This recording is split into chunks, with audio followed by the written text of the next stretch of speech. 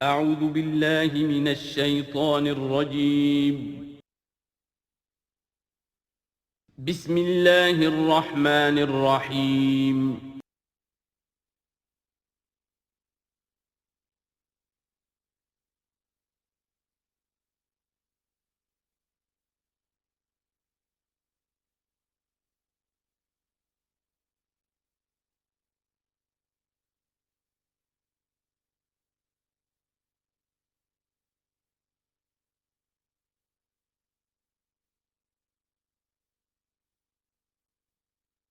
اعوذ باللہ من الشیطان الرجیم بسم اللہ الرحمن الرحیم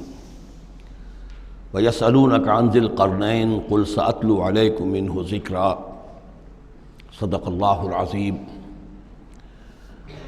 ذو القرنین کے بارے میں آپ کو بتا چکا ہوں کہ ان کا نام تاریخ میں جو مشہور ہے وہ کیخسرو یا سائرس، اور انہی سے اصل میں ایران کی عظمت کے دور کا آغاز ہوا تھا۔ چنانچہ تقریباً میں سمجھتا ہوں کہ شاید 25-30 سال پہلے کی بات ہے، جب شہنشاہ ایران، اس وقت جب کہ ان کی بادشاہت جو ہے وہ بڑے عروج پر تھی، انہوں نے 2500 سالہ برسی منائی تھی انہی کیخسرو کی، سائرس کی۔ ان کی قبر جو ہے مقبرہ وہ دریافت ہو گیا تھا، اور وہاں پر ان کا ایک مجسمہ بھی دریافت ہوا تھا کھدائی پر۔ اس مجسمے میں وہ 2 لگے ہوئے تھے، سینگ بھی۔ اس موضوع پر سب سے پہلے مولانا ابوالکلام آزاد مرحوم نے، جو اپنی ترجمان القرآن کے نام سے انہوں نے مختصر ترجمہ اور تفسیر لکھی ہے، اس میں بڑے تفصیلی نوٹس لکھے ہیں۔ سب سے پہلے اہل علم کے حلقے میں ان کے بارے میں جو معلومات ہیں وہ ان کے ذریعے سے آئی ہیں، اب یہ تقریباً یونیورسلی ایکسیپٹڈ ہے۔ پھر سوال پیدا ہوتا ہے کہ ان سے کیا دلچسپی یہود کو تھی، تو وہ بھی سمجھ لیجئے کہ نبوکدنضر نے 587 قبل مسیح میں حملہ کیا تھا فلسطین پر، اور نبوکدنضر عراق کا بادشاہ تھا۔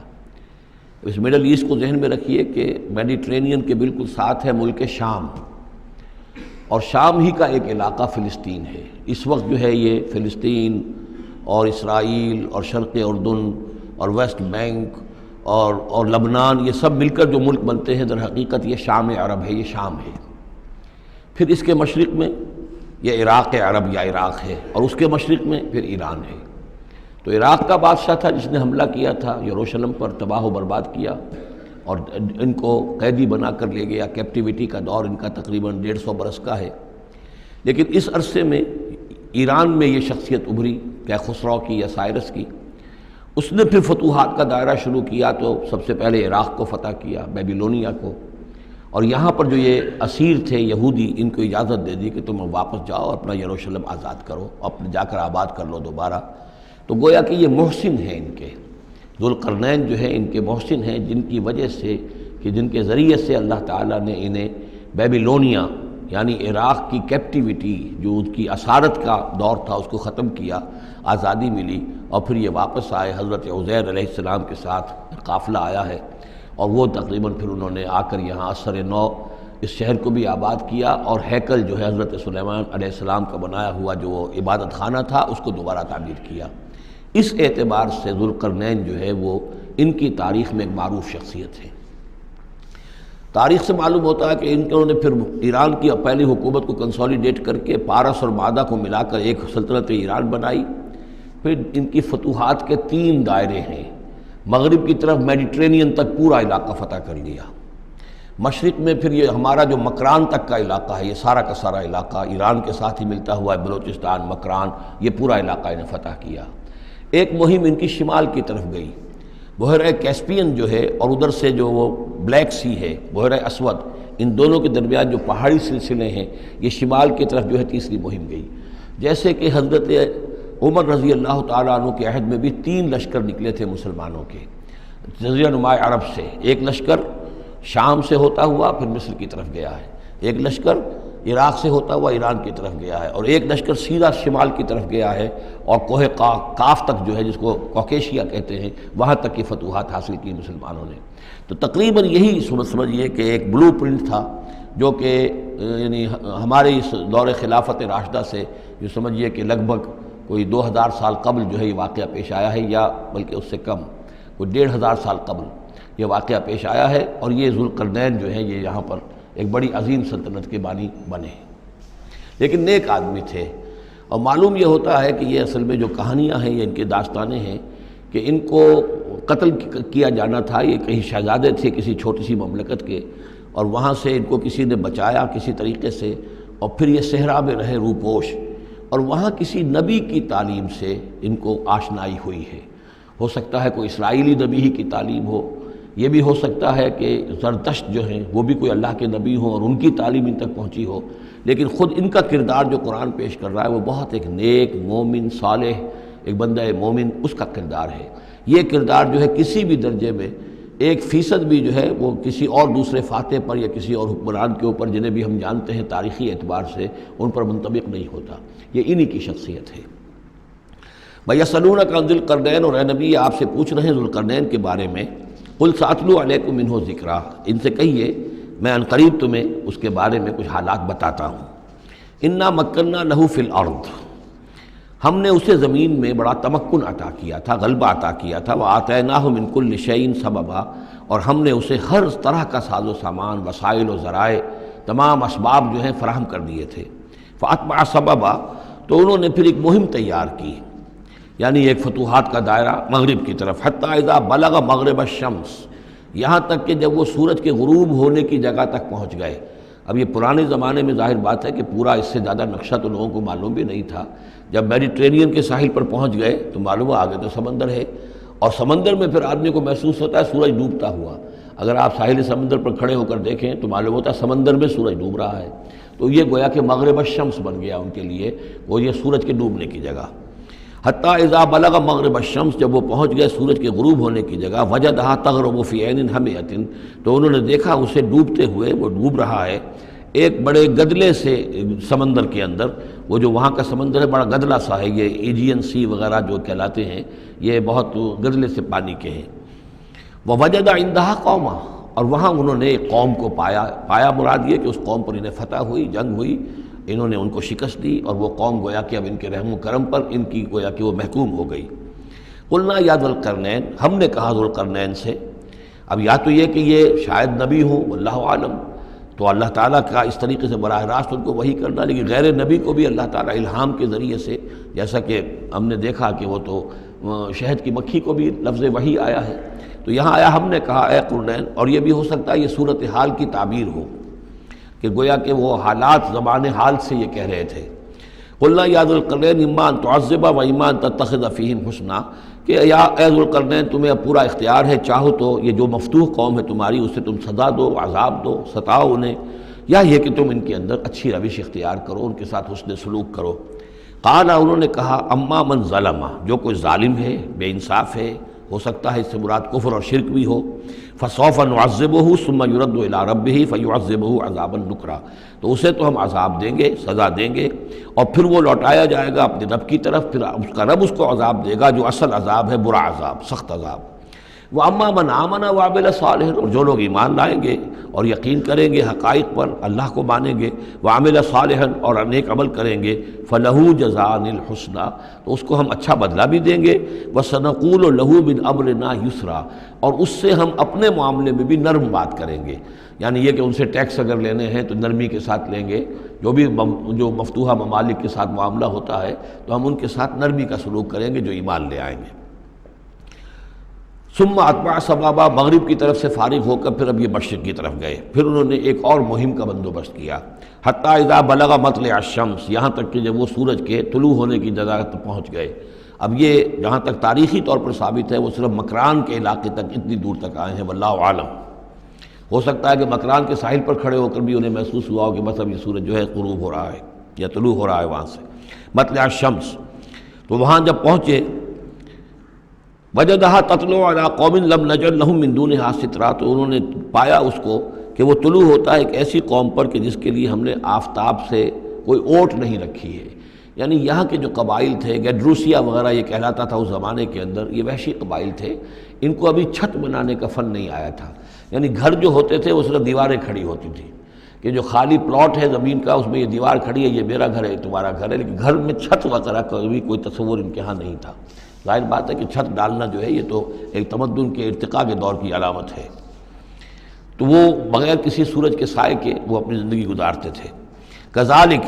ایسا ہی ہوا وہاں بھی، یعنی جو پہلے ہوا تھا کہ یہاں بھی معاملہ وہی ہوا کہ اللہ تعالیٰ نے اختیار مطلق انہیں دیا، فتح دی، لیکن انہوں نے یہاں بھی یہی کہا کہ جو نیک لوگ ہوں گے ان کے ساتھ ہم نرمی کریں گے اور جو شریر ہوں گے ان کو سخت سزا دیں گے۔ وقد احطنا بما لدیہ خبرا، اور ہمیں پوری طرح معلوم ہے کہ جو وہاں اس کی خبر ہوئی اور جو بھی حالات وہاں گزرے، جو ماجرا وہاں ہوا۔ ثم اتبع سببا، اب یہ تیسری آ رہی ہے، ثم اتبع سببا، پھر اس نے ایک اور مہم تیار کی، یہ شمالی مہم ہے۔ حتیٰ اذا بلغ بین السدین، یہاں تک کہ جب وہ دونوں پہاڑوں کے درمیان پہنچ گئے، دو سد، دو دیواروں کے درمیان پہنچ گئے، تو یہ سمجھ لیجئے بحیرہ کیسپیئن داہنی طرف ہے مشرق میں، اور بلیک سی، بحیرہ اسود، بحر اسود، اس کے درمیان یہ سلسلہ کوہ ہے، اور یہ پیرلل چلتے ہیں دو، اور ان کے درمیان سے پھر وہ درے ہیں کہ جن میں سے ہو کر شمالی علاقے سے جو وحشی قبائل تھے وہ آ کر یہاں حملہ کرتے تھے، تاخت و تاراج کرتے تھے، لوٹ مار کر کے چلے جاتے تھے، جن کو یاجوج ماجوج کہا گیا ہے۔ حتیٰ اذا بلغ بین السدین، جبکہ یہ پہنچے ان دونوں دیواروں کے درمیان،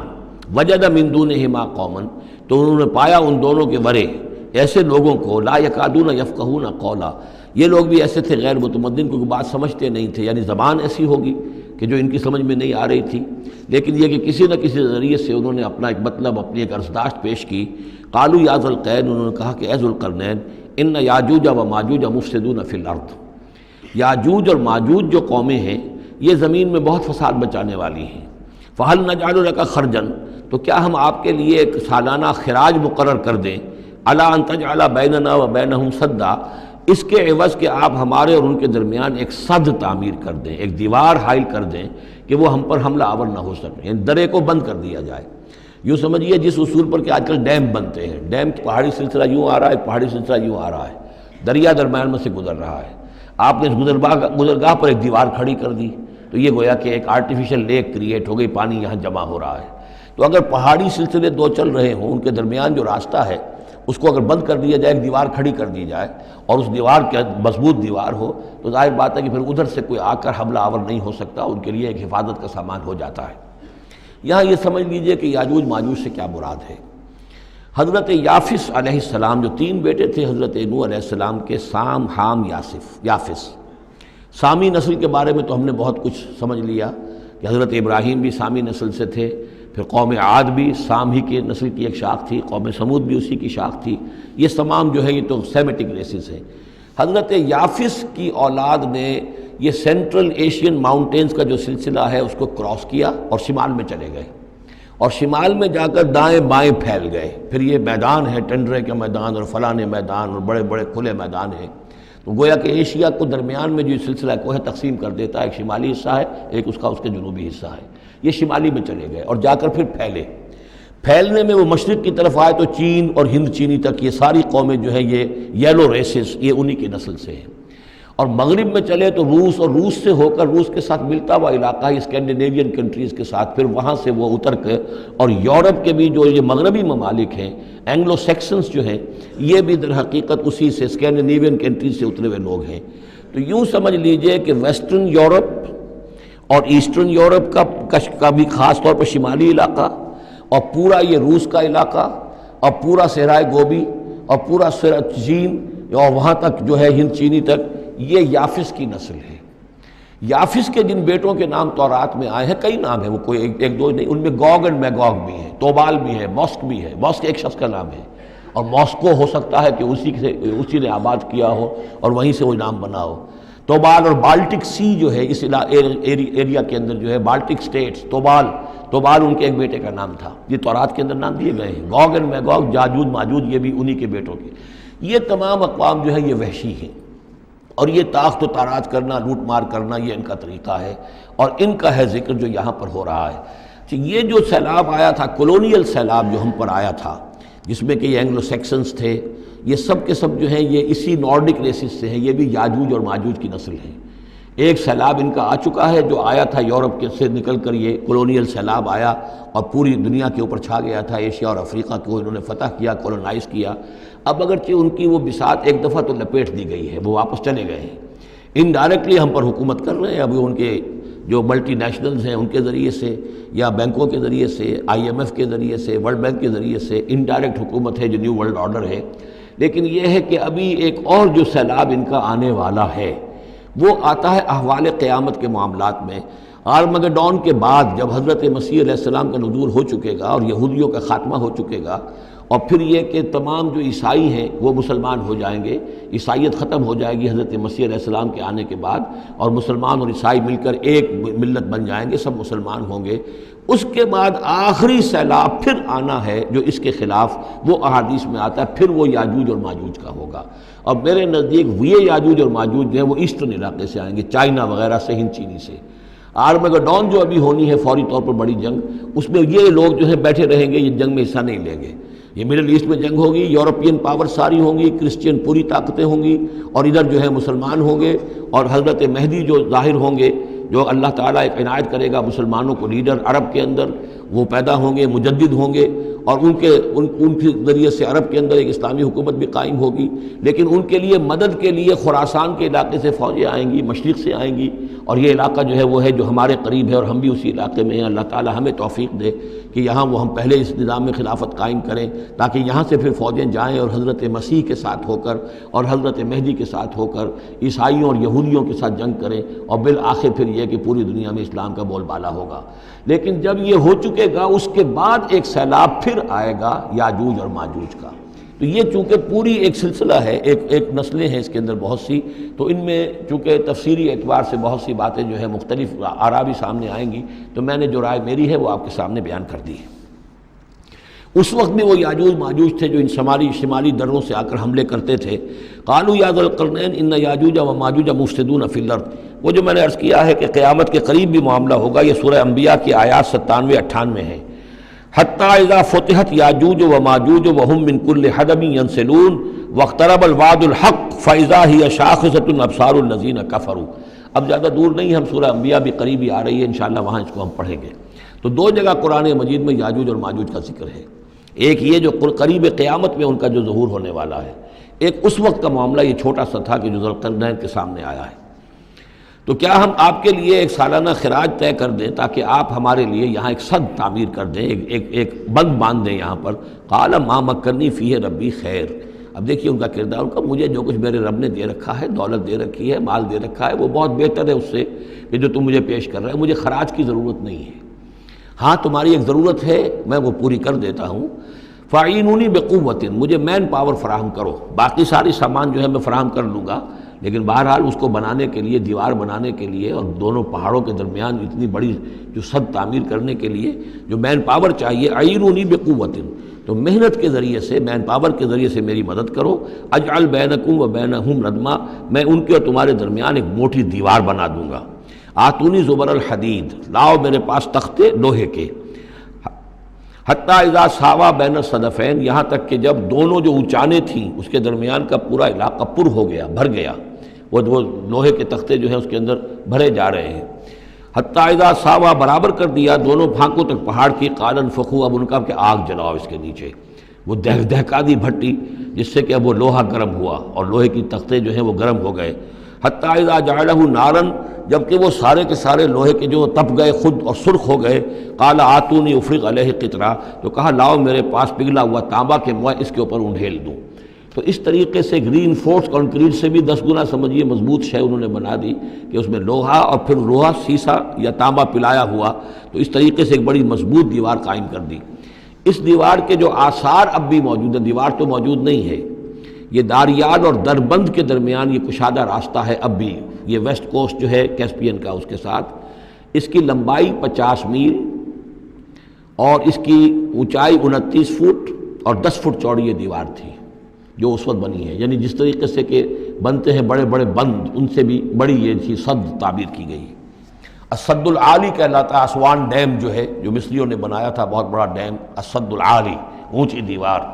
تو ہمارے ہاں یہ تربیلا اور منگلا یہ سب کیا ہیں، یہ اسی طرح کے ڈیم ہیں کہ پہاڑی سلسلے آ رہے ہیں،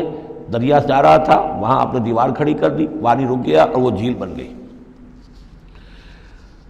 فمستطاعوا ان یظہروہ، تو انہوں نے کہا کہ اب یہ لوگ نہ تو یہ اس کے اوپر سے آ سکیں گے، اس کو نہ چڑھ سکیں گے، ومستطاعوا لہ نقبا، نہ اس میں کوئی سوراخ لگا سکیں گے، نقب لگا سکیں گے۔ قال ھذا رحمۃ من ربی، یہ سب اتنا بڑا کارنامہ کر کے بھی انہوں نے کہا یہ سب رحمت ہے میرے رب کی طرف سے، میرا کوئی کمال نہیں،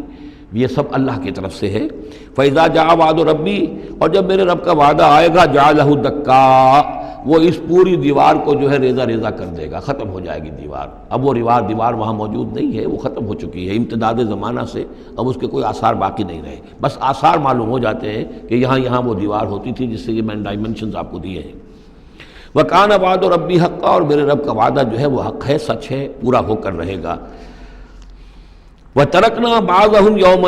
يَوْمَئِذٍ يَمُوجُ فِي بَعْضٍ، اب جب یہ وقت آئے گا اللہ تعالیٰ کا قیامت کا وقت، تو ہم چھوڑ دیں گے اس روز ان کو،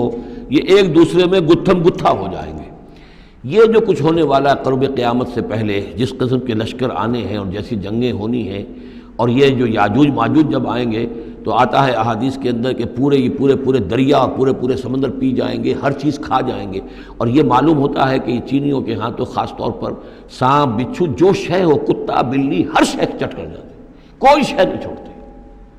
اور میں سمجھتا ہوں کہ شاید آدم خور بھی ہو یہ کہ کسی وقت میں جب ان کو ضرورت پڑے تو آدمی کو بھی کھا جائیں، جو کتے کو، بلی کو، سانپ کو، بچھو کو، ہر چیز کو کھا جاتے ہیں۔ تو ان لوگوں کا معاملہ جو ہے واقعتاً یہ جب ابھی تو ذرا رکے ہوئے ہیں،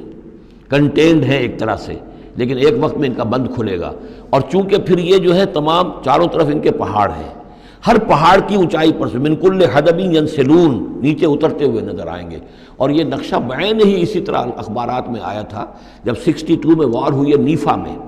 جو ہندوستان کا مشرقی جو علاقہ تھا جہاں کے چین اور بھارت کی جنگ ہوئی ہے، تو اس کے الفاظ جو اخبارات میں آئے تھے، waves after waves of Chinese soldiers were coming down the slopes, لہروں کی طرح، موجوں کی طرح چلے آئے۔ ان کے تو اتنے آدمی ہیں، ان کا تو کہنا یہ ہے کہ تم سب کے سب ہلاک ہو جاؤ گے، ہمیں تم ہلاک نہیں کر سکتے، ہم تو چیونٹیوں کی طرح جو ہے بلوں کے اندر گھس جائیں گے، ایٹمک وارفیئر کے بعد تمہارا تہس نہس ہو جائے گا، ہمارا کچھ نہیں بگڑے گا، ہم پھر نکلیں گے اور پوری دنیا کو فتح کریں گے، وہ یہ کہتے ہیں۔ اور معلوم ہوتا ہے کہ واقعتاً آخری جو بھی اس دنیا کا اللہ تعالیٰ نے جو بھی ایک نظام سوچا ہوا ہے، اس میں جو قیامت سے پہلے کا سب سے بڑا واقعہ پھر یاجوج و ماجوج کا ظہور ہوگا وہ، لیکن یہ کہ اس کا یہ مطلب نہیں ہے کہ جو پہلے ہوا ہے وہ نہیں ہے، اس سے پہلے بھی یاجوج ماجوج اگر آج سے 2500 سال پہلے کا معاملہ بھی ہے تو آج سے چند سو سال پہلے کا بھی ہو سکتا تھا۔ یہ کسی یعنی ایک پورے یوں سمجھیے نسل کا نام ہے۔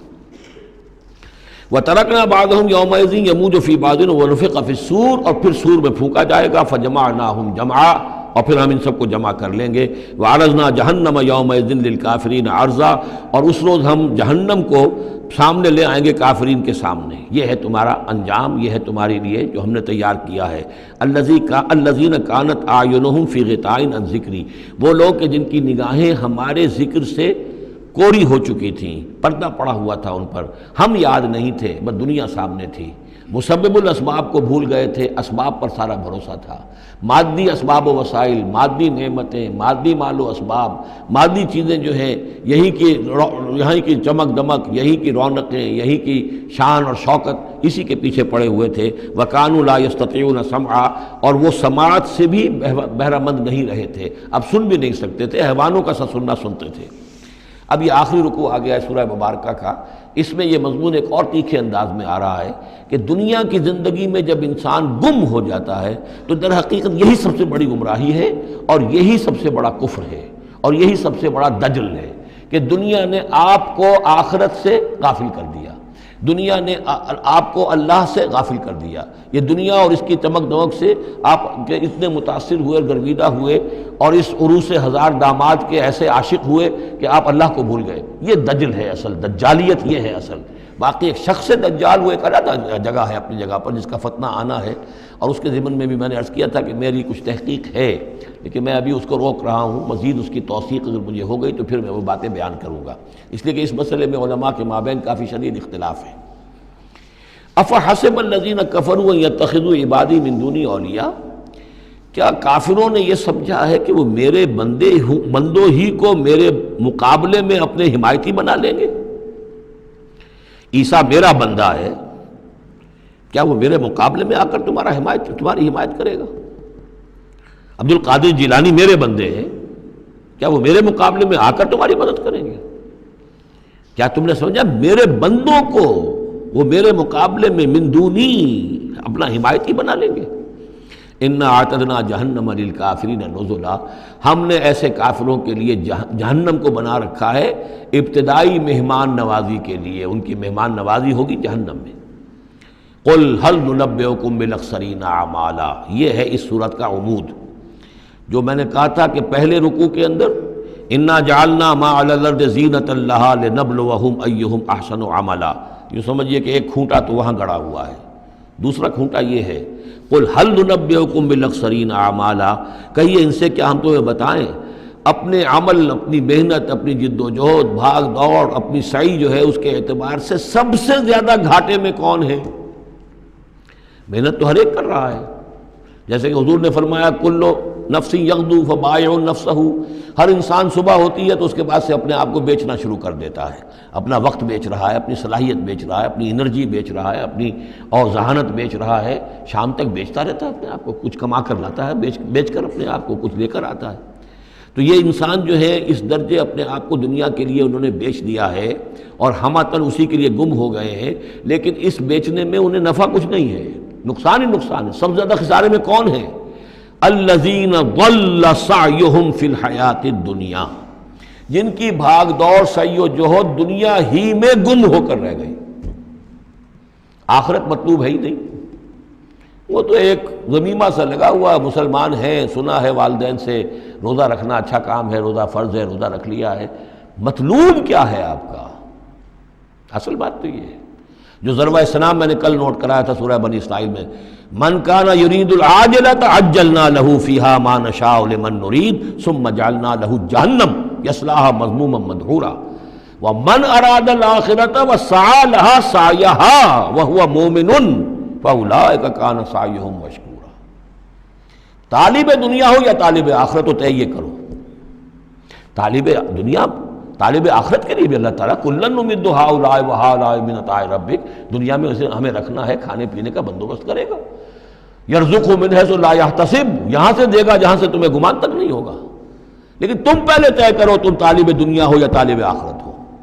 اور سب سے زیادہ گھاٹے میں وہ ہے من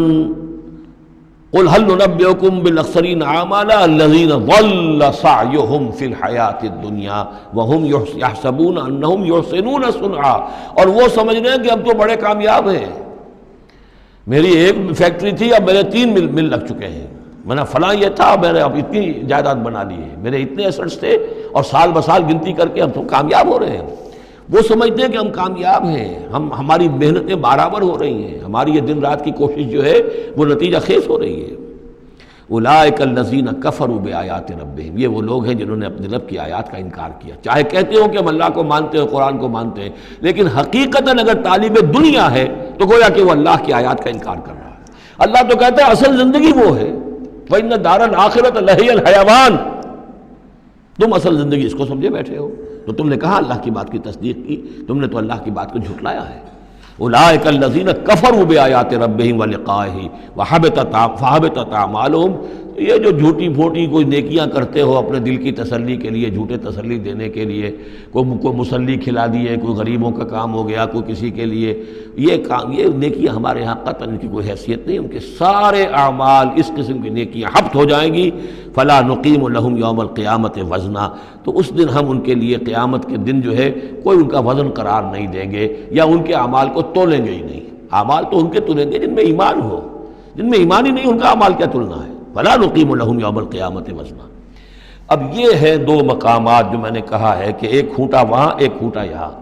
اسی لیے ابتدائی آیتیں اور آخری آیتیں سورہ کہف کی، خاص طور پہ دجالی فتنے سے محفوظ رہنے کے لیے ان کو یاد رکھا جائے، ان کو پڑھا جائے، اور یہ کہ اللہ توفیق دے تو ہر جمعے کو سورہ کہف کی تلاوت کی جائے۔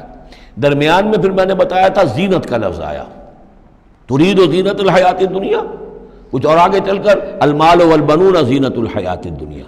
تو یہ زینت دنیا اور زیبائش اور آرائش، اور یہ تمہیں اپنے اندر گم کر لیتی ہے، تمہیں نہ خدا کی ہوش ہے نہ آخرت کی ہوش ہے۔ ذالک جزاؤہم جہنم، یہ وہ لوگ ہیں کہ جن کا بدلہ جہنم ہے، بما کفروا، بسبب اس کے کہ انہوں نے کفر کیا، واتخذوا آیاتی ورسلی ہزوا، اور انہوں نے میری آیات اور میرے رسولوں کو ٹھٹھا سمجھ لیا۔ رسول آ کر یہ کہہ رہے ہیں کہ اصل زندگی وہ ہے، یہ سمجھتے نہیں یہ ہے۔ مان لیا ہوگی آخرت، چلو دیکھا جائے گا، کچھ نہ کچھ تو ہے نا، کچھ نیکیاں بھی ہم نے کر رکھی ہیں اور کچھ بہرحال ہمارے بچانے والے بھی ہیں، ہم سب بھی جو ہیں آخر حضور نے شفاعت ہماری کر ہی دینی ہے۔ جیسے یہودی کہتے تھے کہ ہم تو یہودی ہیں تو ہم تو اللہ کے بیٹوں کے مانند ہیں، چہیتے ہیں، لاڈلے ہیں۔ اب وہ آخری حصہ ان الذین آمنوا، جب ان کفار کی کیفیت یہ ہے، اور کفار سے مراد یہاں پر وہ منکر نہیں ہے، وہ کفار ہیں جو حقیقت کے اعتبار سے طالب دنیا بن گیا، چاہے اس نے لیبل اسلام کا لگا رکھا ہو، مسلمانوں کا وہ بہت بڑا لیڈر ہو، قائد ہو، کچھ بھی ہو، جو طالب دنیا ہے فی الواقع وہ ہے در حقیقت کی جو اصل کافر ہے۔ جس کو کہ ایک بزرگ کا قول جو ہے بہت عرصے بعد آج مجھے یاد آیا ہے کہ جو دم غافل سو دم کافر۔ اسی طرح جو شخص طالب دنیا ہے حقیقت میں وہ کافر ہے۔ قانوناً وہ مسلمان ہوگا، مسلمان ہو، مسلمانوں کا لیڈر ہو، وہ پیر ہو، وہ کوئی بڑا عالم ہو، کچھ بھی ہو، لیکن طالب دنیا، اصل طالب دنیا کا ہے یا آخرت کا، یہ طے کرنے والی بات ہے۔ ان الذین آمنوا وعملوا الصالحات کانت لہم جنات الفردوس نزلا، اس کے برعکس وہ لوگ جو ایمان لائے اور جنہوں نے نیک عمل کیے، ایمان کے سارے تقاضوں کو بھرپور طور پہ ادا کیا، یہ وہ لوگ ہوں گے جن کے لیے ٹھنڈی چھاؤں والے باغات ہوں گے، ان کے وہاں پر مہمان نوازی نزل ہوگی، نزل ابتدائی، بڑی اونچی جو ہے اس کائنات کے اندر گیلیکسیز ہیں، کہاں کہاں پہ جنتیں ملیں گی، اہل جنت کو اس کا آپ تصور بھی نہیں کر سکتے۔ اس میں تو یہاں تک آتا ہے کہ ایک اوپر کے درجے والے کو نیچے درجے والا جنتی ایسے دیکھے گا جیسے تم زمین پر بیٹھ کے ستاروں کو دیکھتے ہو۔ یہ پوری کائنات آخر کس لیے بنائی ہوئی اللہ نے؟ کتنے اور سیارے ہیں اور کتنی اور جگہیں ہوں گی، کہاں کہاں اللہ تعالیٰ جو ہے جنتیں دے گا، لیکن پہلی نزول جو ہے یہی ہونا ہے، اسی زمین پر، قصہ زمین برسر زمین۔ خالدین فیہا، اس میں وہ ہمیشہ ہمیشہ رہیں گے، لا یبغون عنہا حولا، اور ان کے لیے اور پھر وہ نہیں چاہیں گے کہ اس سے ان کو کہیں اور بھیج دیا جائے، یعنی یہ کہ جنت ایسی جگہ نہیں ہے جہاں جی اکتا جائے۔ آپ دنیا میں تو اچھی سے اچھی جگہ کا تصور کریں، مستقل رہنا پڑے گا طبیعت اکتا جائے گی۔ کشمیر میں جو رہتے ہیں ان سے پوچھئے کہ کیا وہاں خوبصورتی انہیں تو نظر نہیں آتی، سوئٹزرلینڈ والوں سے پوچھئے کہ یہاں کی بہت خوبصورتی ہے، انہیں تو کہیں نظر نہیں آتی، ان کے لیے تو مصیبت ہی مصیبت ہے، ہر وقت برف کے طوفان ہیں اور یہ ہے اور وہ ہے۔ لیکن یہ کہ ہمارے لیے تصور اور ہے۔ بدترین جگہ بھی دنیا کے اندر جو ہے وہ ایسی ہے کہ جہاں تھوڑی دیر کے لیے آدمی جائے گا تو وہاں اسے کچھ چینج کی وجہ سے کچھ ریکریشن ہو جائے گی،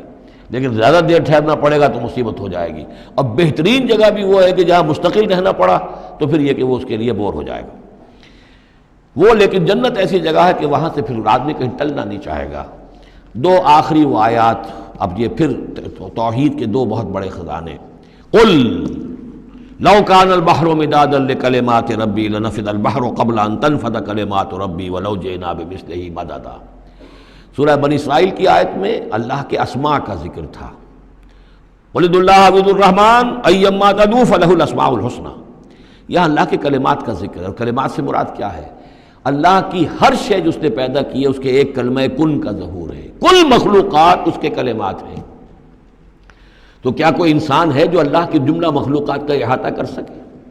اگر اس زمین کا پورا سمندر جو ہے وہ سیاہی بن جائے اپنے رب کے کلمات کو لکھنے کے لیے، سمندر ختم ہو جائے گا لیکن اللہ کے کلمات ختم نہیں ہوں گے، چاہے اتنی ہی اور بھی اس کے لیے سمندر لے آئیں سیاہی بنا کر۔ ایک اور جگہ بھی مضمون یہ آیا ہے کہ تمام زمین کے جتنے بھی درخت ہیں وہ قلم بنا لیے جائیں، اور جتنے سمندر ہیں اور ان کو 7 گنا سمندر بنا دیا جائے، اور وہ تمام قلم جو ہے لکھنے لگے، اللہ کے کلمات کو نہیں لکھ سکتے۔ وہ سمندر ختم ہو جائیں گے، سیاہی ختم ہو جائے گی، اقلام ختم ہو جائیں گے۔ وَلَوْ أَنَّ مَا فِي الْأَرْضِ شَجَرٌ وَأَقْلَامٌ، یہ الفاظ آئیں گے انشاءاللہ تعالی۔ قُل لَّوْ كَانَ الْبَحْرُ مِدَادًا لِّكَلِمَاتِ رَبِّي لَنَفِدَ الْبَحْرُ قَبْلَ أَن تَنفَدَ كَلِمَاتُ رَبِّي وَلَوْ جِئْنَا بِمِثْلِهِ مَدَدًا۔ اور آخری آیت وہاں اللہ تعالیٰ کی شان، قُلِ الْحَمْدُ لِلَّهِ الَّذِي لَمْ يَتَّخِذْ وَلَدًا وَلَمْ يَكُن لَّهُ شَرِيكٌ فِي الْمُلْكِ وَلَمْ يَكُن لَّهُ وَلِيٌّ مِّنَ الذُّلِّ وَكَبِّرْهُ تَكْبِيرًا۔ اب شکل کیا ہوتی ہے شرک میں؟ یا تو اللہ کو اوپر سے اتار کر نیچے لے آتے ہیں، انسانوں کی صف میں، مخلوقات کی صف میں کھڑا کر دیا، یا انسانوں میں سے کسی کو اٹھا کر اور خدا کے برابر کر دیا۔ وہاں اس کی نفی ہے، اللہ کا بلند مقام، یہاں انسانوں کو کہیں خدا کے برابر شریک نہ کر دو، تو یہاں فرمایا قل انما انا بشر مثلکم، اے نبی کہہ دیجئے میں بھی تمہاری طرح کا ایک انسان ہوں، یوحا الی انما الہکم الہ واحد، مجھ پر وحی کی جا رہی ہے کہ تمہارا الہ ایک ہی الہ ہے، اکیلا ہے، فمن کان یرجو لقاء ربہ، تو دیکھو جو کوئی بھی اپنے رب سے ملاقات کا امیدوار ہو، فلیعمل عملا صالحا، اسے عمل کرنے چاہیے نیک، ولا یشرک بعبادت ربہ احدا، اور اپنے رب کی عبادت میں کسی کو شریک نہیں کرنا چاہیے، عبادت خالص اللہ کی ہو، توحید عملی، لا تعبدوا الا ایاہ، قضى ربک الا تعبدوا الا ایاہ وبالوالدین احسانا، یہ کہ جیسے حضرت مسیح کو خدا بنا دیا یا فرشتوں کو خدا کی بیٹیاں بنا دیا، یا جیسے ہمارے ہاں بھی میں نے آپ کو وہ شعر سنایا تھا، وہی جو مستوی عرش تھا خدا ہو کر اتر پڑا وہ مدینے میں مصطفیٰ ہو کر، اب محمد الرسول اللہ صلی اللہ علیہ وسلم کو خدا بنا دیا، یا یہ کہ حضرت علی کو خدا بنا دیا۔ ہر چند علی کی ذات نہیں ہے خدا کی ذات، لیکن نہیں ہے ذات خدا سے جدا علی۔ اور غالب صاحب کہتے ہیں کہ مشغول حق ہوں بندگی ابو تراب میں، میں جب حضرت ابو تراب حضرت علی کی بندگی کرتا ہوں تو میں گویا کہ در حقیقت اللہ کی بندگی کر رہا ہوں۔ اور یہاں آغا خانیوں میں جو ہے 10 اوتار ہیں حضرت علی، 9 اوتار ہندوؤں کے پہلے تھے، 10ویں اوتار حضرت علی ہیں، تو یہی کچھ ہوتا ہے۔ قل انما انا بشر مثلکم یوحا الی انما الہکم الہ واحد فمن کان یرجو لقاء ربہ فلیعمل عملا صالحا ولا یشرک بعبادت ربہ احدا۔ اب آئیے سورہ مریم، بسم اللہ الرحمن الرحیم، کاف ہا یا عین صاد، 5 حروف ہیں یہ ایک ہی صورت ہے قرآن مجید میں جس میں 5 حروف آئے ہیں مقطعات جڑواں۔ ایک صورت اور ہے سورہ شورى، اس میں 5 ہیں لیکن 2 علیحدہ لکھے جائیں گے، حامیم، اور ایک آیت بن جائے گی، عین سین قاف، یہ دوسری آیت ہے۔ یہاں یہ ایک ہی آیت اور جڑواں لکھے ہوئے حروف مقطعات 5 ہیں۔ ذکر و رحمت ربک عبدہ زکریا، اب یہ وہی ساری چیزیں تقریباً آ رہی ہیں کہ جو ہم سورہ آل عمران میں پڑھ چکے ہیں، اور یہ اس زمانے میں نازل ہوئی جبکہ ابھی ہجرت حبشہ ہونے والی تھی اور مسلمان جا رہے تھے، اور وہاں پر وہ پوزیشن پیش آنے والی تھی کہ یہاں سے جب سفارت گئی ہے مکے کے قریش کے سرداروں کی، اور گئے تھے عمرو بن العاص گئے تھے جو بعد میں ایمان لے آئے، صحابی ہیں، وہ واپس لینے کے لیے کہ یہ ہمارے بگوڑے آ گئے انہیں واپس کیجئے، تو نجاشی کے دربار میں پھر جب مسلمانوں نے اپنی فریاد کی، اپنے حالات بتائے، تو آخری داؤ یہ کھیلا عمرو بن العاص نے کہ آپ ذرا پوچھئے یہ مسیح کے بارے میں کیا کہتے ہیں، یہ تو کہتے ہیں وہ تو ایک عام انسان تھا آپ کا جس کو آپ خدا مانتے ہیں۔ تو پھر نجاشی نے پوچھا کہ آپ لوگ کیا کہتے ہیں مسیح کے بارے میں، حضرت مسیح کے، تو پھر یہ آیات پڑھ کر جو ہے حضرت جعفر طیار رضی اللہ تعالیٰ عنہ، جعفر ابن ابی طالب، حضور کے چچا داد بھائی، ابو طالب کے بیٹے، حضرت علی کے بڑے بھائی حضرت جعفر ابی طالب بن ابی طالب، انہوں نے یہ آیات پڑھ کر سنائی، تو نجاشی نے کہا، تنکا اٹھایا کہ جو تم نے بیان کیا ہے حقیقت میں مسیح علیہ السلام اس سے ایک تنکا بھر بھی زائد نہیں ہے، اور پھر اعلان کیا مسلمانوں تم یہاں رہو، امن سے رہو، سکون سے رہو، اور وہ سفارت جو تھی قریش کی واپس کر دی کہ میں ان کو تمہارے ساتھ واپس نہیں بھیج سکتا، چاہے تم مجھے پہاڑوں جتنا سونا دے دو لیکن ان کو میں یہاں سے واپس نہیں کروں گا۔ ذکر و رحمت ربک عبدہ زکریا، اب ذکر تو کرنا ہے حضرت مسیح کا، لیکن جیسے وہاں پہلے یہ کہ حضرت یحییٰ کا ذکر بھی ہو جائے کہ ان کی ولادت بھی تو ایک طرح سے معجزانہ تھی، عام حالات کی تو نہیں تھی۔ حضرت زکریا کتنے بوڑھے تھے، اور حضرت ان کی جو اہلیہ تھیں وہ ساری عمر جو ہے بانجھ رہی تھی، اور بڑھاپے میں اللہ نے بیٹا دیا۔ یہ ذکر ہے آپ کے رب کی رحمت کا جو اس کے بندے زکریا پر ہوئی، علی نبینا علیہ الصلوۃ والسلام، اذ نادى ربہ نداء خفیا، جبکہ انہوں نے پکارا اپنے رب کو، دعا کی چپکے چپکے دل ہی دل میں، قال رب انی وہن العظم منی، انہوں نے عرض کیا پروردگار میری ہڈیاں چٹک گئی ہیں، کمزور ہو گئی ہیں، واشتعل الراس شیبا، اور میرا سر جو ہے وہ بھڑک اٹھا ہے سفیدی سے، یعنی سفید ہو گیا ہے بالکل، سیاہ بال کوئی رہے ہی نہیں، ولم اکن بدعائک رب شقیا، اور پروردگار کبھی ایسا نہیں ہوا کہ میں نے تجھ سے کوئی دعا مانگی ہو اور میں نامراد رہا ہوں۔ آج بڑی ہمت کر کے میں ایک دعا کر رہا ہوں جو عام حالات کے اعتبار سے تو پھر بڑی غیر معمولی دعا ہے، عام حالات دیکھیں، دنیاوی مسائل کو دیکھیں، وَإِنِّي خِفْتُ الْمَوَالِيَ مِنْ وَرَائِي، اور مجھے اندیشہ ہے اپنے بھائی بندوں سے، رشتہ داروں سے میرے بعد یعنی یہ کہ اس ہیکل سلیمانی کی خدمت کرنے والا مجھے کوئی مناسب آدمی نظر نہیں آ رہا کہ جو اس میری گدی پر بیٹھ سکے، میرے اس منصب کو سنبھال سکے۔ انی خفت الموالی من ورائی وکانت امراتی عاقرن، اور میری بیوی بانجھ ہے، فہب لی من لدنک ولیہ، تو مجھے خاص اپنے پاس سے کوئی ولی عطا کر۔ اب یہاں ولی کا لفظ کہا، کوئی میرا ساتھی ہو، کوئی ایسا ہو کہ جو میری ان چیزوں کا یرثنی و یرث من آل یعقوب، جو میری وراثت جو ہے روحانی وراثت اور دینی وراثت اس کو سنبھال سکے، اور میری کیا ہے یہ آل یعقوب کی وراثت ہے جو حضرت یعقوب علیہ السلام سے چلی آ رہی ہے، اس کا صحیح وارث بن سکے۔ وجعلہ رب رضیہ، اور پروردگار اسے تو بنائیو۔ رضی جو ہے یہ فعیل کے وزن پر ہے، راضی اور مرضی دونوں کے معنی میں آ جائے گا، وہ کہ جو راضی ہو اور جس کو راضی کر دیا گیا ہو۔ رضی اللہ عنہم ورضوا عنہ، وہ دونوں پہلو جو ہیں رضی کے اندر آ جائیں گے۔ انہیں جب یہ بشارت مل رہی، یا زکریا انا نبشرک بغلام اسمہ یحییٰ، اے زکریا ہم بشارت دیتے ہیں آپ کو ایک بیٹے کی، ایک لڑکے کی جن کا نام یحییٰ ہوگا۔ لم نجعل لہ من قبل سمیہ، ہم نے اس کا سا نام اس سے پہلے کسی کا نہیں رکھا، یا اس کی سی صفات اس سے پہلے کسی میں پیدا نہیں کی۔ یہ دونوں معنی ہو سکتے ہیں اس کے۔ قال رب انا یکون لی غلام، انہوں نے وہی بات عرض کی جو ہم پڑھ چکے ہیں پہلے کہ پروردگار میرے ہاں بیٹا کیسے ہو جائے گا۔ وکانت امراتی عاقرا، میری بیوی بانجھ ہے۔ وقد بلغت من الکبر عتیہ، اور میں بوڑھا ہو گیا ہوں، سوکھ چکا ہوں، میرے سارے جو سوتے ہیں حیات کے وہ میرے اندر خشک ہو چکے ہیں۔ قال کذالک، کہا ایسے ہی ہوگا۔ قال ربک هو علی ہین، تیرے پروردگار کا فرمانا یہ ہے کہ یہ مجھ پر آسان ہے۔ وقد خلقتک من قبل ولم تک شیئا، تجھے بھی تو ہم نے پیدا کیا اس سے پہلے جبکہ تو کچھ بھی نہیں تھا۔ قال رب اجعل لی آیا، انہوں نے کہا کہ پروردگار پھر میرے لیے کوئی نشانی مقرر ہو جائے۔ قال آیتک الا تکلم الناس ثلاث لیال سویا، کہا کہ نشانی یہ ہوگی تمہارے لیے کہ اب تم 3 دن تک متواتر، 3 راتوں تک متواتر گفتگو نہیں کر سکو گے لوگوں سے۔ وہاں سورہ آل عمران میں تھا ثلاثۃ ایام الا رمزا، 3 دن تک بات نہیں کر سکو گے مگر صرف اشاروں کے نام سے، یعنی اللہ تعالیٰ نے ان کی گویائی سلب کر لی۔ فخرج علی قومہ من المحراب، پھر وہ نکلے اپنے اس حجرے سے جہاں وہ یہ سارا راز و نیاز ہو رہا تھا، عبادت ہو رہی تھی، دعا ہو رہی تھی، مناجات ہو رہی تھی۔ فاوحی الیہم، اپنی قوم پر آ کر انہیں وحی کے ذریعے سے کہا، وحی اشارہ کرنا۔ وحی کے جو لفظی معنی ہے عربی زبان میں الاعلام بالسرعہ والخفا، کسی کو کوئی بات اشارے سے اور خاموشی سے بتا دینا، دوسروں کو پتہ نہ چلے، یہ وحی ہے۔ تو وحی جو آتی ہے اللہ تعالیٰ کی طرف سے، وہ پھر اس کی مختلف شکلیں ہیں، وہ ہم پڑھ چکے ہیں یا پڑھیں گے انشاءاللہ سورہ شورا کے اندر، ویسے تعارف قرآن کے ضمن میں اس کا تذکرہ آ چکا ہے۔ تو اللہ تعالیٰ کی طرف سے وحی۔ اوحا الیہم، انہوں نے اشارے سے کہا، بات تو کر نہیں سکتے تھے، ان سبحوا بکرۃ وعشیا، کہ یہ خاص وقت ہے، اس میں اللہ کا ایک خاص فیصلہ ہو رہا ہے، لہذا ذرا صبح و شام تم اللہ کی تسبیح و تحمید ذرا کثرت سے کرو۔ یا یحییٰ، اب ولادت ہو گئی حضرت یحییٰ کی، اور وہ مخاطب ہے۔ یا یحییٰ خذ الکتاب بقوہ، یحییٰ کتاب کو مضبوطی سے تھام لو۔ ظاہر بات ہے کہ تورات موجود تھی، زبور موجود تھی، اور نبیوں کے صحیفے موجود تھے۔ وآتیناہ الحکم صبیہ،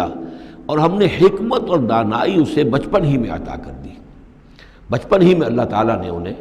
یوں سمجھیے کہ یہ دونوں شخصیتیں جو کنٹمپریریز ہیں، حضرت مسیح اور حضرت یحییٰ، جان دی بیپٹسٹ اور جیزس آف نظرت، یہ دونوں جو ہیں غیر معمولی شخصیتیں ہیں، عام لوگوں کی طرح کی نہیں ہیں۔ انبیاء اور رسل کے اندر بھی ان کی قسم کے اوصاف جو ہیں آپ کو اور نہیں ملیں گے۔ تو فرمایا کہ ان کو بچپن ہی میں ہم نے حکمت عطا کر دی۔ وحنانا من لدنا، اور سوز و گداز، ہم سے محبت، اور محبت بھی سوز و گداز والی، ان کی طبیعت کے اندر رقت، سوز و گداز۔ حنانا من لدنا وزکاہ، اور ہم نے ستھرائی، پاکیزگی، پاکی ان کی گھٹی کے اندر گھول گھول کر ڈال دی۔ وکانا تقیہ، اور بہت ہی متقی تھے۔ وبرم بوالدیہ، اور اپنے والدوں کے ساتھ بہت حسن سلوک کرنے والے، ادب کرنے والے۔ ولم یکن جبارا عصیا، نہ وہ خود سر تھے اور نہ سخت تھے، بلکہ یہ کہ شاید یہ اس قسم کی کوئی باتیں غالباً کہیں انجیل وغیرہ میں آ گئی ہوں گی جس کی نفی کے لیے یہ الفاظ یہاں آ رہے ہیں۔ اس لیے کہ حضرت مسیح کے بارے میں تو انجیل میں کچھ الفاظ ہیں کہ حضرت مریم کو انہوں نے استحقار کے ساتھ خطاب کیا، وہ عورت، اس طرح کے الفاظ۔ تو قرآن نے کہا کہ نہیں، وہ ایسا نہیں تھا، وہ اپنی والدہ کے ساتھ اس طرح کی جو ہے گستاخی کے ساتھ پیش آنے والا نہیں تھا۔ شاید ایسی کوئی بات تو میرے ذہن میں نہیں ہے۔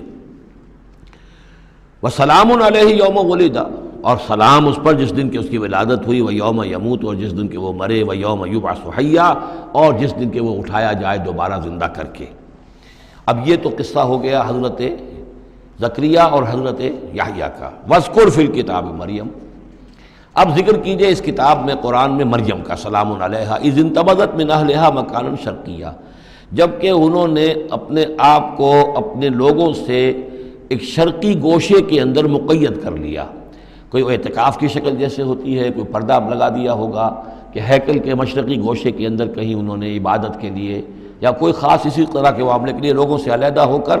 فاتخذت من دونہم حجابا، ان سے انہوں نے پردہ تان لیا اور لوگوں سے علیحدہ ہو کر، باقی لوگ جو تھے ان سے علیحدہ ہو کر وہ گویا خلوت کا ایک سامان ہو گیا۔ فارسلنا الیہا روحنا، تو ہم نے اس کی طرف اپنے ایک فرشتے کو بھیج دیا۔ روح فرشتہ، پھر دیکھیے نوٹ کر لیجیے، فرشتہ بھی روح، وحی بھی روح، اور قرآن بھی روح، اور روح انسانی بھی روح۔ فارسلنا الیہا روحنا فتمثل لہا بشرا سویا، تو اس نے صورت اختیار کر لی ان کے سامنے ایک مکمل انسان کی۔ قالت انی اعوذ بالرحمن منک ان کنت تقیا، اب حضرت مریم سلام علیہا ایک دم دہشت زدہ ہو گئی، میں اللہ کی پناہ طلب پکڑتی ہوں تم سے، اگر تو واقعی کوئی تقی ہے، وہ نیک آدمی ہے، یعنی اس میری خلوت میں، میری علیحدگی کے اندر اس طرح اچانک تمہارا آ جانا کوئی برا ارادہ تو نہیں ہے، کوئی نیت تمہاری خراب تو نہیں ہے۔ انی اعوذ بالرحمن منک، میں پناہ پکڑتی ہوں رحمان کی تم سے، ان کنت تقیہ، اور اس میں اپیل بھی ہے اگر تم متقی ہو اور اللہ کے ڈرنے والے ہو تو کسی غلط قسم کا ارادہ نہ کرنا۔ قال انما انا رسول ربک، انہوں نے کہا نہیں، میں انسان نہیں ہوں، میں تو آپ کے رب کی طرف سے بھیجا ہوا فرشتہ ہوں۔ لأہب لک غلاما زکیہ، اللہ تعالیٰ نے مجھے بھیجا ہے کہ آپ کے لیے ایک بہت ہی پاک اولاد جو ہے وہ میں آپ کو عطا کروں آپ کے لیے۔ قالت انا یکون لی غلام، حضرت مریم نے کہا میرے لیے بیٹا کیسے ہو جائے گا؟ ولم یمسسنی بشر، مجھے کسی مرد نے آج تک چھوا تک نہیں ہے، ولم اکو بغیہ، اور نہ میں کوئی آبرو باختہ عورت ہوں، میں کوئی اس طرح کی آوارہ عورت نہیں ہوں، نہ کسی مرد سے میرا کوئی معاملہ ہوا ہے۔ قال کذالک قال ربک هو علی حی، ایسے ہی ہوگا، بغیر کسی مرد کے اس کے تعلق کے اور بغیر کسی اور اس طرح کے معاملے کے اولاد آپ کے ہاں ہوگی، بیٹا ہوگا۔ قال ربک هو علی حی، آپ کا رب فرماتا ہے کہ مجھ پر بڑا آسان ہے، میرے لیے کوئی بھاری بات نہیں ہے۔ وَلِنَجْعَلَهُ آیَةً لِلنَّاسِ، اور اس کو تو ہم بنانا چاہتے ہیں لوگوں کے لیے ایک نشانی۔ حضرت عیسیٰ کی ولادت معجزانہ، رفع سماوی معجزانہ، پھر بڑے بڑے معجزے جو ہیں، تو اس اعتبار سے واقعہ یہ ہے کہ ان کی شخصیت بہت ہی ایک یعنی غیر معمولی اور بہت ممیز شخصیت ہے۔ وَرَحْمَةً مِنَّا، اور انہیں ہم ذریعہ بنانا چاہتے ہیں اپنی رحمت کا۔ وَكَانَ أَمْرًا مَقْضِيًّا، اور یہ تو وہ کام ہے، یہ فیصلہ وہ ہے، کان امرا مقضیہ، یہ طے شدہ ہے، اللہ کی طرف سے اس کا فیصلہ ہو چکا ہے۔ فحملتہ، تو انہیں اس کا حمل ٹھہر گیا۔ فانتبذت بہ مکانا قصیا، تو اب وہ اسے لے کر دور جگہ چلی گئی۔ یہ ہے بیت لحم جو 8 میل کے فاصلے پر تھا اس ہیکل سلیمانی سے، وہاں علیحدگی میں، چونکہ اب ظاہر بات ہے کہ حمل بڑھے گا، اب لوگ کیا ہیں دیکھیں گے، کیا کریں گے، کسی جگہ پر انہوں نے تنہائی میں کسی جگہ جا کر اپنے آپ کو علیحدہ جو آئسولیٹ کر لیا، فانتبذت بہ، آئسولیٹ کر لیا اپنے آپ کو، اب اس کو لے کر، اپنے حمل کو لے کر، فانتبذت بہ مکانا قصیا، ایک دور کی جگہ، بعید مکان میں۔ فاجاء المخاض الی جذع النخلہ، تو جب وہ ولادت کا وقت ہوا اور درد ذہ ہوئے تو اس درد کے اندر وہ ایک کھجور کی جڑ کو انہوں نے مضبوطی سے پکڑا۔ قالت یا لیتنی مت قبل ھذا وکنت نسیا منسیا، اور کہا کاش کہ میں اس سے پہلے مر چکی ہوتی، اب کیا کہوں گی، کیا منہ دکھاؤں گی، اس بچے کا کیا کروں گی، کہاں لے کے جاؤں گی، دنیا کیا کہے گی، میری صورت کیا بنے گی۔ اللہ کی وہ بندی جو ہے کانپ رہی ہے، لرز رہی ہے۔ یا لیتنی مت قبل ھذا، کاش کہ میں اس سے قبل مر چکی ہوتی، وکنت نسیا منسیا، اور مجھے بھول چکے ہوتے لوگ، میری یاد بھی لوگوں کے ذہنوں سے محو ہو چکی ہوتی، کاش۔ فناداہا من تحتہا، تو پکارا اسے اس کے نیچے سے۔ عام خیال یہ من کے حوالے سے یہ ہے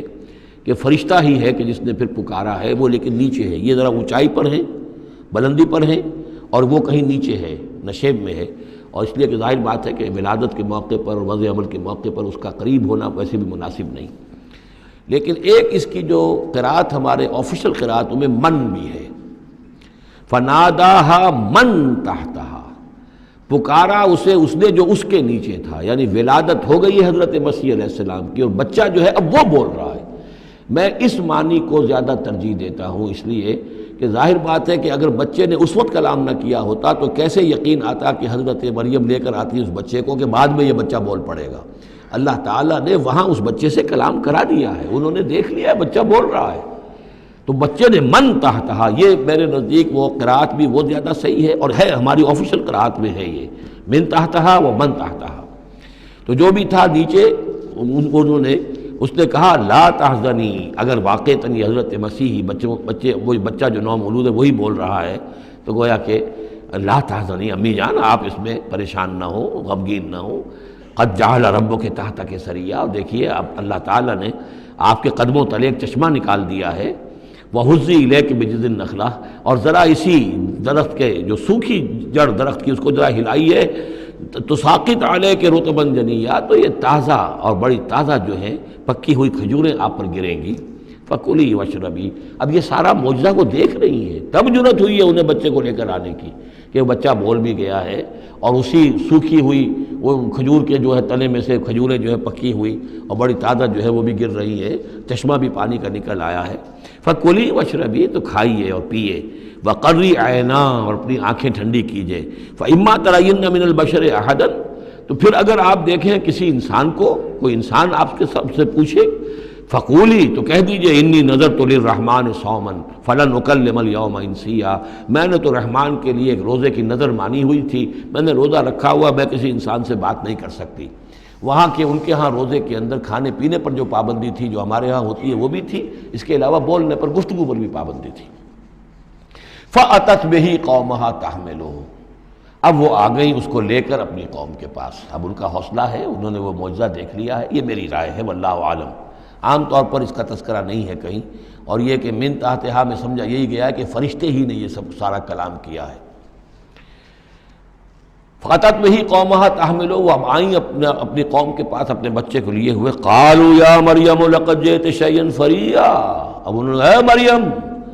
یہ تو تم بڑا طوفان چڑھ لائی ہو، یہ کیا کر لائی ہو، یہ تمہارے ہاں تمہاری گود میں بچہ ہے، یہ کس کا بچہ ہے؟ یا اخت ہارون، اے ہارون کی بہن، ہو سکتا ہے کہ ان کے ایک بھائی ہو ہارون نامی، اور ہو سکتا ہے کہ چونکہ حضرت ہارون کی نسل سے ہیں یہ،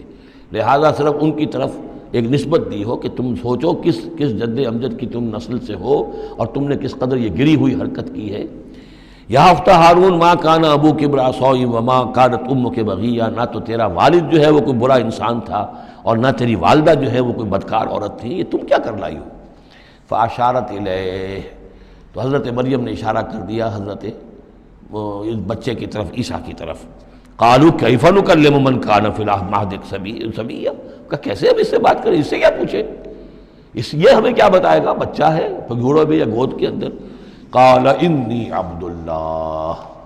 اب وہ بچہ بولا، حضرت مسیح نے کہا میں اللہ کا بندہ ہوں، آتانی الکتاب، اللہ نے مجھے کتاب عطا کی ہے، وجعلنی نبیا، اور مجھے نبی بنایا ہے،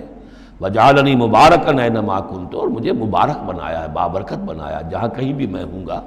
واوصانی بالصلاۃ والزکاۃ ما دمت حیا، اور مجھے تاکید کی ہے اللہ نے زکوٰۃ کی اور نماز کی جب تک میں زندہ رہوں، وبرم بوالدتی، اور میں اپنی والدہ کا فرما بردار ہوں، خدمت گزار ہوں، لم یجعلنی جبارا شقیا، اللہ تعالیٰ نے مجھے زبردست اور سخت تندخو نہیں بنایا ہے،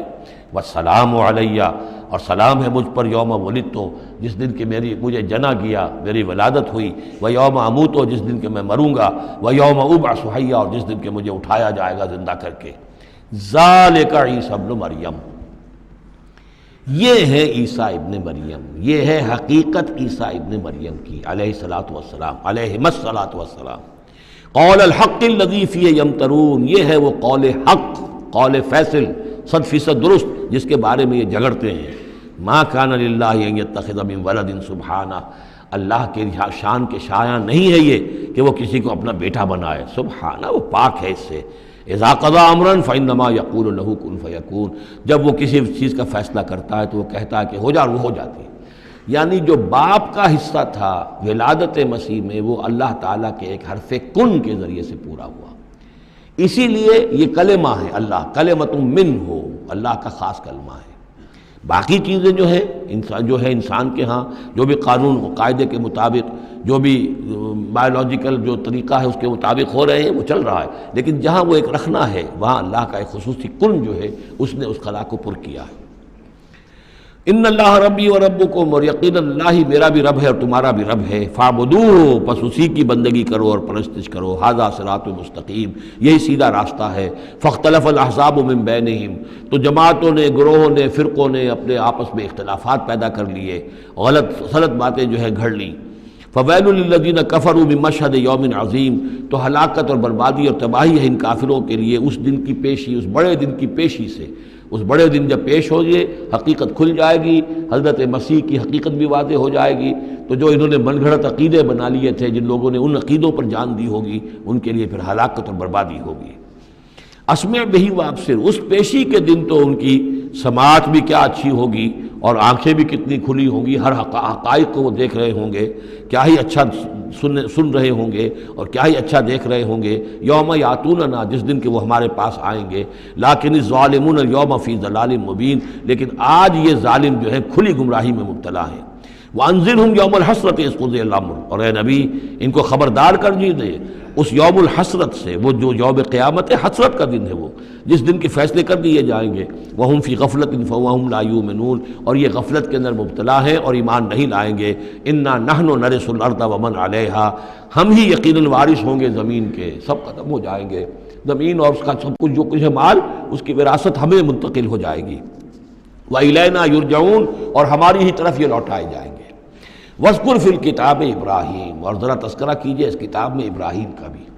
انہ کان صدیقا نبیا، یقیناً وہ صدیق نبی تھے۔ اذ قال لابیہ، یاد کرو جب کہ انہوں نے کہا اپنے والد سے، یا ابت، ابا جان، لما تعبد ما لا يسمع ولا يبصر، کیوں آپ پوچھتے ہیں، بندگی کرتے ہیں ایسی چیزوں کی جو نہ سن سکتے ہیں نہ دیکھ سکتے ہیں، ولا یغنی عنک شیئا، نہ آپ سے کسی چیز کو دور کر سکتے ہیں کہ آپ کے کچھ کام آ سکتے ہیں۔ یا ابت، ابا جان، یہ بہترین مقام ہے قرآن مجید کا کہ کوئی داعی، کوئی مبلغ، کوئی حق کی طرف بلانے والا اپنے بڑے کو، کسی بزرگ کو اگر بلا رہا ہو تو کس انداز میں بلائے گا؟ ظاہر بات ہے کہ اس کا ادب ملحوظ رکھتے ہوئے، یا ابت، یا ابت، ابا جان، ابا جان، اس انداز میں، لٹ مارنے کے انداز میں نہیں۔ یا ابت انی قد جاءنی من العلم ما لم یاتک، ابا جان میرے پاس وہ علم آیا ہے جو آپ کے پاس نہیں آیا تھا، میرے پاس وہی آئی ہے، اللہ نے مجھے حقائق سے واقف کیا ہے۔ فإما یأتینکم منی ھدی، میرے پاس وہ ہدایت آئی ہے، فاتبعنی، پس میری پیروی کیجئے، میرے پیچھے چلیے، میرا کہنا مانیے، اہدک صراطا سویا، میں آپ کو دکھاؤں گا سیدھا راستہ، رہنمائی کروں گا آپ کی سیدھی راستے کی طرف۔ یا ابت، ابا جان، لا تعبد الشیطان، دیکھیے شیطان کی بندگی نہ کیجئے، ان الشیطان کان للرحمن عصیا، یقیناً یہ شیطان جو ہے وہ رحمان کا باغی تھا، نافرمان تھا، اس نے سرکشی کی تھی۔ یا ابت انی اخاف ان یمسک عذاب من الرحمن، ابا جان مجھے بڑا اندیشہ ہے کہ آپ کو رحمان کی طرف سے کوئی عذاب آپ پر نہ آ جائے، آپ پکڑے آپ کو رحمان کی طرف سے کوئی عذاب۔ فتکون للشیطان ولیا، تو پھر آپ شیطان ہی کے ساتھی بن کر رہ جائیں۔ قال راغب انت عن آلہتی یا ابراہیم، کہاں یہ لجاجت ہے، کہاں یہ استدعاء کا انداز ہے، کہاں یہ فرعونی انداز میں کہا ہے باپ نے، اے ابراہیم کیا تم میرے آلہہ سے، میرے معبودوں سے کنارہ کشی کر رہے ہو؟ اراغب انت عن آلہتی یا ابراہیم لئن لم تنتہی، اگر تم باز نہ آئے، لارجمنک، میں تمہیں رجم کر دوں گا، ہلاک کر دوں گا، سنسار کر دوں گا، واہجرنی ملیہ، اور فوراً تو ذرا میری نگاہوں سے دور ہو جاؤ، میں تمہاری اس بات کو برداشت نہیں کر سکتا، فوراً میری نگاہوں سے دور ہو جاؤ، کچھ دیر کے لیے تو میری نگاہوں سے چلے جاؤ۔ قال سلام علیک، انہوں نے کہا سلام، ساستغفر لک ربی، میں اپنے رب سے آپ کے لیے استغفار کرتا رہوں گا، انہ کان بی حفیہ، وہ مجھ پر بڑا مہربان ہے، واعتزلکم وما تدعون من دون اللہ، اور میں کنارہ کشی کرتا ہوں آپ سے بھی اور ان تمام معبودوں کو جن کو آپ پوج رہے ہیں اللہ کے سوا۔ وادعو ربی، میں تو اپنے رب کو پکاروں گا، اسی سے دعا کروں گا، عسیٰ اللہ اکون بدعاء ربی شقیہ، اور مجھے یقین ہے کہ میں اپنے رب کو پکار کر اس سے دعا کر کے نامراد نہیں رہوں گا۔ فلما اعتزلہم، جب ابراہیم نے ان سے کنارہ کشی کر لی، وما یعبدون من دون اللہ، اور ان سب سے بھی کنارہ کشی کر لی جن کو پوج رہے تھے اللہ کے سوا۔ وہبنا لہ اسحاق و یعقوب، تو ہم نے اسے اسحاق جیسا بیٹا، یعقوب جیسا پوتا عطا کیا۔ وکلا جعلنا نبیا، اور ان دونوں کو بھی ہم نے نبوت سے سرفراز فرمایا۔ ووہبنا لہم من رحمتنا، اور ان کو ہم نے خاص اپنی رحمت سے فضل سے عطا فرمایا۔ وجعلنا لہم لسان صدق علیا، اور ان کے لیے ہم نے اعلیٰ تذکرہ اور اعلیٰ شہرت جو ہے دنیا کے اندر باقی رکھی۔ رفعنا لک ذکرک کی طرح حضرت ابراہیم علیہ السلام اور ان کی آل کا بھی دنیا کے اندر بول بالا رہا۔ بارک اللہ لی ولکم فی القرآن العظیم ونفعنی وإیاکم بالآیات والذکر الحکیم۔